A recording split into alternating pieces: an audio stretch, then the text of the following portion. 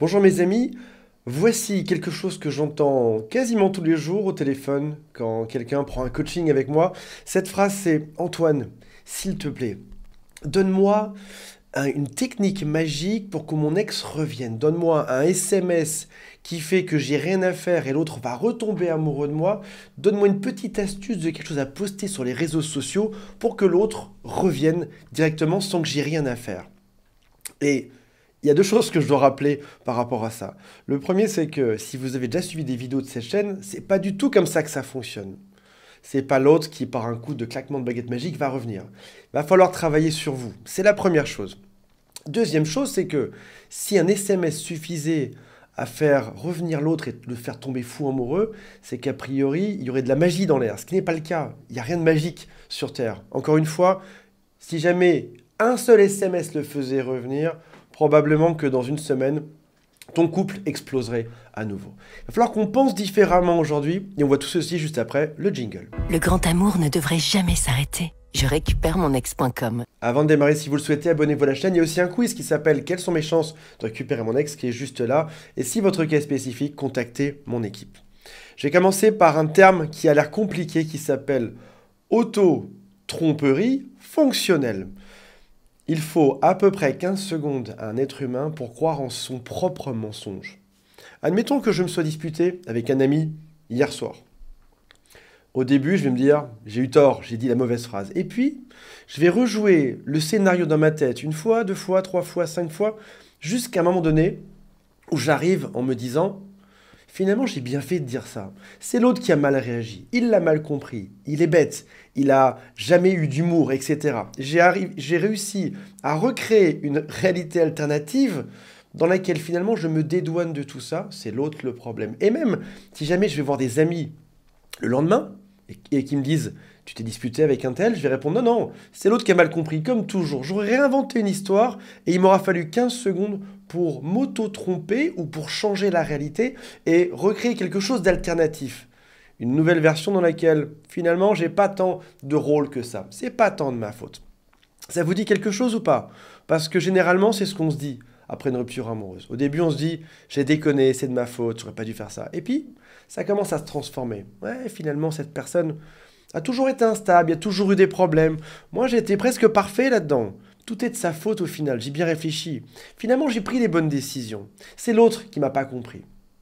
Alors c'est bizarre parce que on oscille entre des phases où on s'en met un peu sur soi, sur sa propre responsabilité, et puis d'autres phases où c'est que la faute de l'autre. Alors, cette auto-tromperie fonctionnelle est nécessaire parce qu'elle permet de s'adapter à une situation, de pas trop s'en vouloir. C'est pour se consoler, remonter son estime, et c'est aussi pour se protéger, quelque part. Sauf qu'il est facile de rester dans un mode où cette auto-tromperie fonctionnelle serait toujours activée.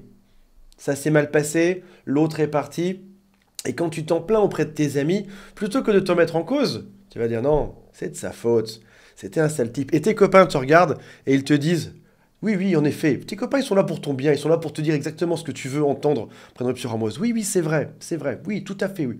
T'as raison, c'était pas le bon mec, c'était pas la bonne femme pour toi, il te faut quelqu'un d'autre. Tout ça, c'est de sa faute. Et toi, tu t'es auto-trompé et après tes copains se font une joie d'aller dans ton sens parce que c'est tes amis, ils veulent que tu sois heureux.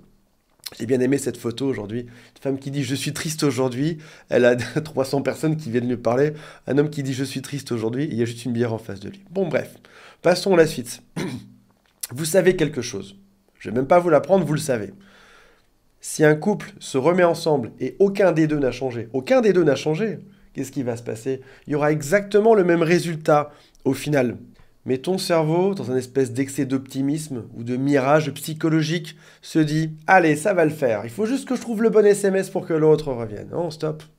Il faut que tu changes et il faut que l'autre change aussi pour que ça marche. Tu as juste réinventé l'histoire et attends, je te rassure.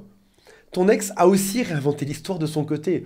Dans son scénario, c'est toi le fautif. C'est toi qui as 100% des torts. Et chacun se dédouane finalement de ses propres responsabilités. Donc, tu te dis, je vais faire un silence radio, tu ne le fréquentes pas pendant 30 jours, ou 3 mois, ou 3 semaines, et vous vous retrouvez, oui, le manque a fonctionné, vous vous remettez ensemble, peut-être temporairement si personne n'a changé.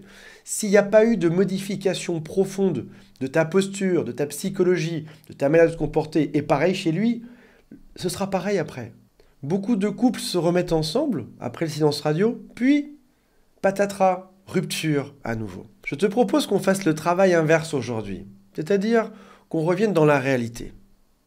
On a parlé de techniques pour mettre la faute sur l'autre, mais aujourd'hui, on va considérer pas du tout les erreurs de l'autre. Pas du tout. Alors attention, je dis pas que l'autre n'a pas fait de faute, n'a pas fait d'erreur. Je dis pas que l'autre est parfait, bien au contraire. On est chacun avec nos qualités et chacun avec nos défauts. Mais j'aimerais juste que pendant un instant, on se regarde juste nous-mêmes. Vraiment. Et on se dise de manière réaliste, quels sont les schémas récurrents que je rencontre? Qu'est-ce que je reproduis dans quasiment chacun de mes couples depuis que je suis tout jeune? Est-ce que je suis toujours en dépendance affective? Est-ce que je suis toujours en manque de confiance en moi-même? Ou est-ce que j'ai toujours un manque de confiance en l'autre? Pourquoi est-ce qu'à chaque fois les gens me trompent? Est-ce que je suis capable de vivre seul ou est-ce que la solitude me fait peur? Est-ce que j'ai peur de plus jamais rencontrer quelqu'un par la suite? Est-ce qu'à chaque fois qu'il y a une rupture, je suis écrasé par terre, en dépression? Ou est-ce que j'arrive à m'en sortir, à apprendre de tout ça? C'est des questions, je pourrais en lister vraiment des centaines dans cette vidéo aujourd'hui. Des questions qui font que tu as vécu quelque chose de difficile et tu peux en apprendre quelque chose. Aujourd'hui, je te propose un exercice qui va être très dur à faire. C'est faire le pire exercice selon ta situation qui te sortirait de ta zone de confort. Je vais vous donner quelques exemples par la suite. J'ai peur d'être seul. Tiens, et si je me disais que pendant 2 mois, je fréquentais moins de monde, je sortais moins, je restais seul, juste pour me mettre face à moi-même. C'est difficile, j'aurais du mal, mais est-ce que je vais y arriver? Aller au restaurant seul, partir voyager seul, faire un trek, prendre son vélo et rouler pendant 2 semaines, aller camper tout seul. Si mon problème est différent, que par exemple j'ai du mal à m'affirmer dans le couple, et si j'essayais pendant la prochaine interaction avec quelqu'un de dire la vérité, de dire ce que je pense réellement, plutôt que d'arrondir les angles et d'être trop gentil. Et peut-être que c'est pas juste une fois, peut-être que pendant 24 heures, je peux dire tout ce que je pense aux gens. Ceux qui m'ennuient, ceux qui me font rire, ceux que je trouve bêtes. Je vais tenter, juste pour changer et sortir de ma zone de confort. Ou alors, j'ai peur d'être abandonné.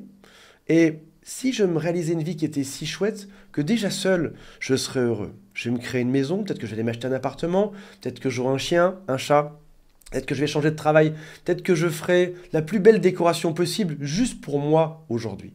Je décide de ne plus avoir besoin que l'autre me sauve en permanence. Quand je dis l'autre, c'est mon ex et tous ceux qu'il y a eu avant. Ou peut-être que j'ai des schémas d'enfance à régler. Et peut-être que je peux aller consulter un thérapeute, un coach, un psy, pour avancer par rapport à ça. Oui, je sais que je fais un silence radio pour me remettre en couple avec cette personne-là. C'est l'occasion idéale pour réfléchir à moi-même. J'ai le temps en ce moment d'avancer, de réfléchir, de changer durablement pour que mon couple soit solide la prochaine fois. Soit avec mon ex après le silence radio, soit avec quelqu'un d'autre. Mais je ne veux surtout plus recommencer les mêmes schémas. Une difficulté de vie est une chance considérable de changer des choses et d'apprendre sur soi-même, de progresser. À partir d'aujourd'hui, voici ce qu'on va faire comme contrat moral, toi et moi. Écris la chose suivante sur une feuille ou sur ton téléphone. J'analyse à partir d'aujourd'hui chaque douleur que j'ai en moi pour comprendre d'où elle vient. Si une douleur est diffuse, je prends le temps de réfléchir à ce qu'elle signifie.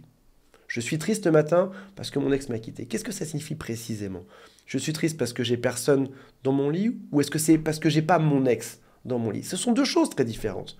Dans un cas, c'est la personne qui me manque. Dans l'autre cas, c'est quelqu'un qui me manque. Pourquoi je suis triste le matin et pas l'après-midi? Qu'est-ce que je fais le matin que je ne fais pas l'après-midi? Pourquoi est-ce que ça se déclenche à ce moment-là? Tu peux devenir ton propre scientifique qui va s'auto-étudier pour comprendre ce qui se passe, ou alors te faire aider par un thérapeute. Je sors de ma zone de confort. J'ai un client qui est descendu dans sa rue, qui a été voir chaque boutique, chaque commerçant, et qui leur a proposé chaque soir de bosser, chaque fin d'après-midi, de bosser 1 heure pour eux. Il a bossé à la blanchisserie, il a bossé chez le poissonnier, il a bossé chez le boucher, il a bossé chez le boulanger. Il a tout fait 1 heure, juste pour voir ce que ça faisait. Et c'est quelqu'un qui bosse pas du tout dans ce domaine, il bosse dans l'informatique à la base. Mais il voulait voir, se dépasser, oser demander ça. Les commerçants étaient ravis, il s'est éclaté, il a plein d'histoires à raconter. Autre point dans notre contrat moral, on va dire que aujourd'hui, j'ai une difficulté, mon ex est parti, je vais réussir à en faire une aubaine, je vais réussir à transformer cette douleur en quelque chose de merveilleux. La plupart des chanteurs qui réussissent sont des gens qui ont vécu des grosses ruptures amoureuses et qui en ont catalysé tout ceci pour le transformer en quelque chose de beaucoup plus chouette. Une belle musique, une belle chanson, toutes les chansons quasiment parlent d'amour. Voilà mes amis, j'espère que ça vous a inspiré. Je vous rappelle qu'il y a le quiz qui s'appelle Quelles sont mes chances de récupérer mon ex? Toute mon équipe qui vous attend. Si vous voulez un coup de pouce, si vous voulez avoir des idées, si vous voulez changer ceci. On se retrouve prochainement. Salut à tous, bye.